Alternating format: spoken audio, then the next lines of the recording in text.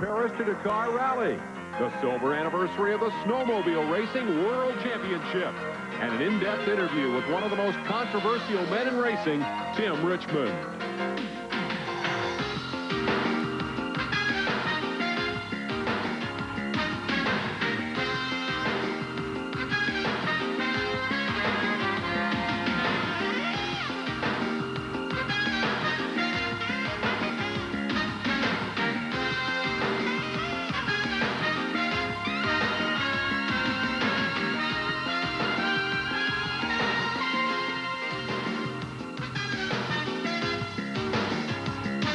Motorweek Illustrated is brought to you by Toyota Trucks, setting the standard for quality and value with a full line of two-wheel drive and four-wheel drive trucks. Who could ask for anything more?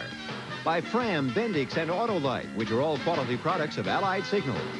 By Quaker State Motor Oil. New Quaker State with QXS keeps your engine cleaner to last longer.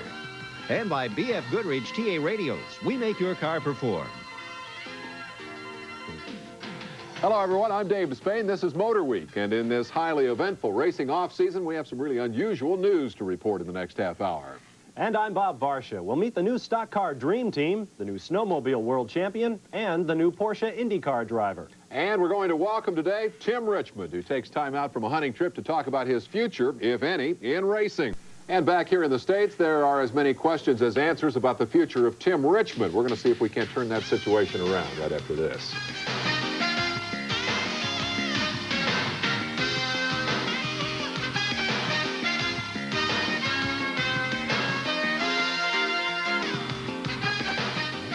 In this segment, we're going to talk with one of the most colorful and controversial figures in the recent history of motorsports. Flamboyance is his trademark, but he has backed it up with great driving. He was Rookie of the Year in the 1981 Indy 500, then set his sights on stock car racing. In 1986, he won more stock car races than any other driver. But a month later, a mystery began. At the peak of his success, Tim Richmond became ill. Press announcement said it was pneumonia. The rumor mill said otherwise. Tim said, "I'll be back." And indeed, he came back. He made a triumphant return to the sport last May at the Winston. His fans were ecstatic. His driving, absolutely flawless. He finished third in the race, and he completed that comeback by winning the next two events that he entered. Then he disappeared from the racing scene again, abruptly dropped by his team, and apparently out of the stock car game. And I think that has to be the opening question that we ask Tim Richmond today. Are you out of the stock car game? Well, I don't believe I'm out of the stock car game, and let me clarify one thing. I resigned from Hendrick Motorsports. I didn't, as some have written about, I was not fired or released. I resigned myself. Why? The main thing why I resigned was I didn't want to have to, I don't want to say let them down again, but they were counting on me at the beginning of that season. Because of the pneumonia I had to back off. They had to change horses in the middle of the stream. Well, it was when they put Benny in the car. And then when I started getting pneumonia the second time, I said, you know, I can't have people counting on me until I know for sure that I'm going to, you know, continue on and not have to back out. And that was the main reason in my book why I resigned from Hendrick Motorsports. Pneumonia. You've said it all along. The rumor mill, as we said, has claimed drugs, AIDS, every imaginable kind of thing that took Tim Richmond out of the racing mainstream. Can you respond to the drug question? Was it drugs? Well, you know, I have quit being on the defensive on this subject. What I'm going to do is come Daytona time, whether I'm driving a race car or not, I'm going to go down there. I'm going to put my money up to try to secure a Winston Cup competitor's license. I'm going to have some people there with me to not take the test, but how can I say it? When I put something in one bottle, I'm going to put it in another one. I'm going to take their physical, and then we will, you know, we'll know the results. If I have a valid competitor's license from NASCAR, we'll know if the test was dirty or clean. We're not talking around it. NASCAR has said they're going to have drug testing next year. You're going to go down and take the drug test and let that be the answer on that issue. Exactly. But what that also leads us to is the next obvious question. You're going to try to get back into Winston Cup racing. You have an opportunity to do that. You're qualified for the Busch Clash because you won a pole last year, right, but you don't have a ride. Well, I don't have a ride right now. I've been approached by a couple car owners, and and I can understand why there might be a little hesitation there. A lot of rumors have been around, and I think the drug test down there will stop a lot of those rumors, and will make it easier for maybe a car owner to make the decision to put me in his race car and hopefully go win the Busch Clash and maybe the Daytona 500. You told me before we started that you have a racing dream, and it has nothing to do with stock cars and nothing to do with Indy cars. No, my dream from day one, when I started thinking about race cars, was to get it to strap 3,000 horsepower on my butt, and that means a funny car. And that's what I've always wanted to do, is go drag racing. It's going to be a drag racer. I hope you get a ride for Daytona. I wish you good luck, and I appreciate you coming here and being so forthright today. And now I have a question. You want to stay here and help us run this thing? You want to be a TV star? Yeah, in case I don't make it back into racing, maybe I can take your job. How about that? Stick around. We're going to be back with motorcycles, snowmobiles, midgets, and a lot more on Motorweek.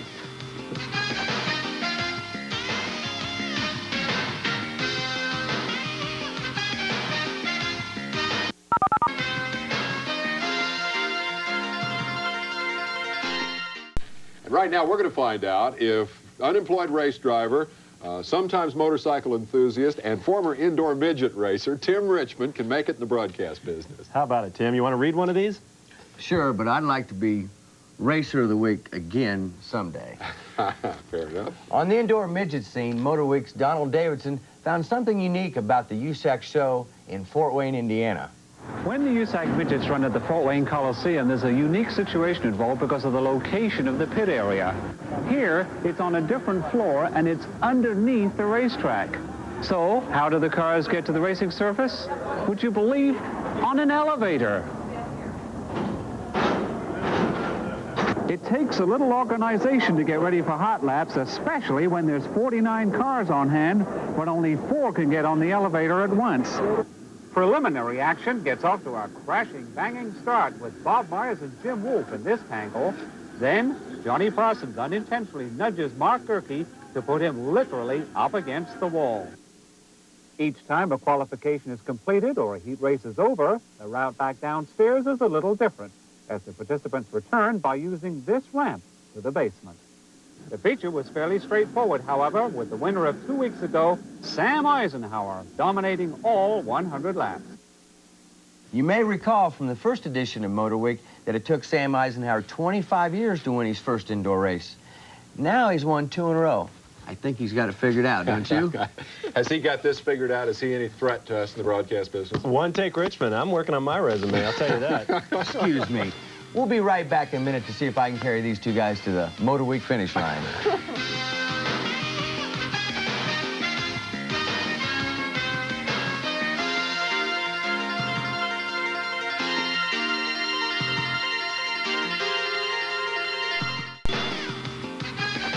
Dave Despain and Bob Varsha with Tim Richmond, who started in Indy cars, actually started in super modifieds, but made a big impression in Indy cars and then gave up those cars to go stock car racing. How come?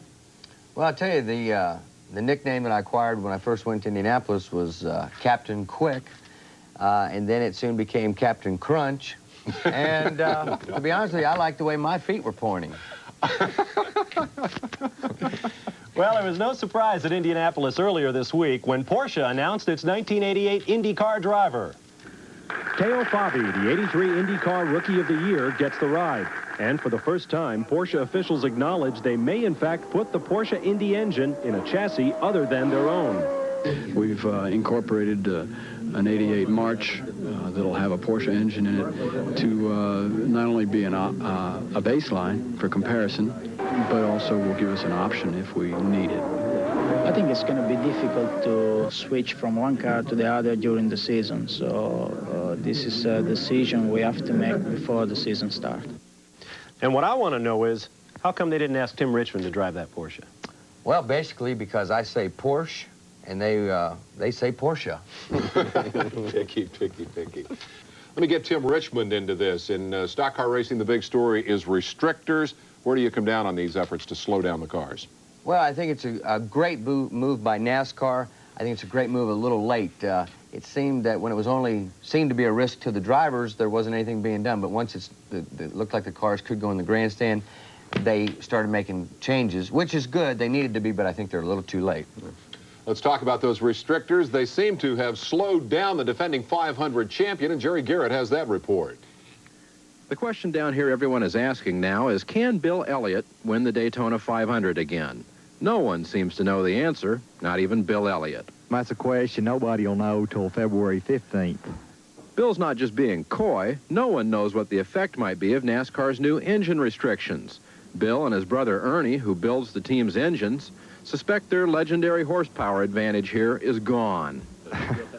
Well, I don't know. I don't work with engines. You know, Ernie, I hadn't really talked to him that much about this deal, but from what I gathered, that's pretty much the case.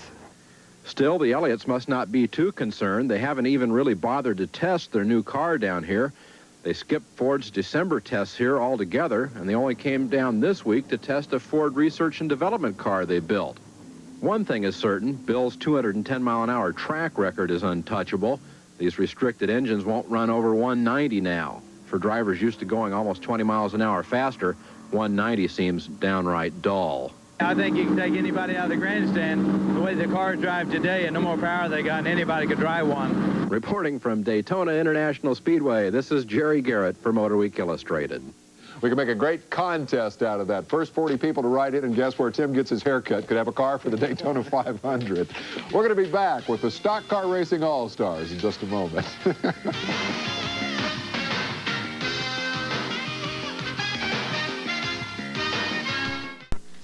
One last news note, 3 more members of the International Race of Champions field have been named for the series opener at Daytona February 12th.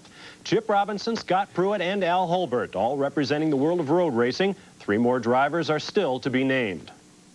I wonder how the Miller Beer sponsorship of Al Holbert and the Budweiser sponsor of the series, I wonder how that conflict might be. Yeah, that's a good question, because that same problem between those same 2 beers kept Bobby Allison out of that series a few years ago. Well, we don't have time to answer that question right now, because I want to hear from World of Outlaw sprint car champ Steve Kinser. Steve spent the holidays in Australia, then rushed home to help with the 4 a.m. feedings of his new baby son.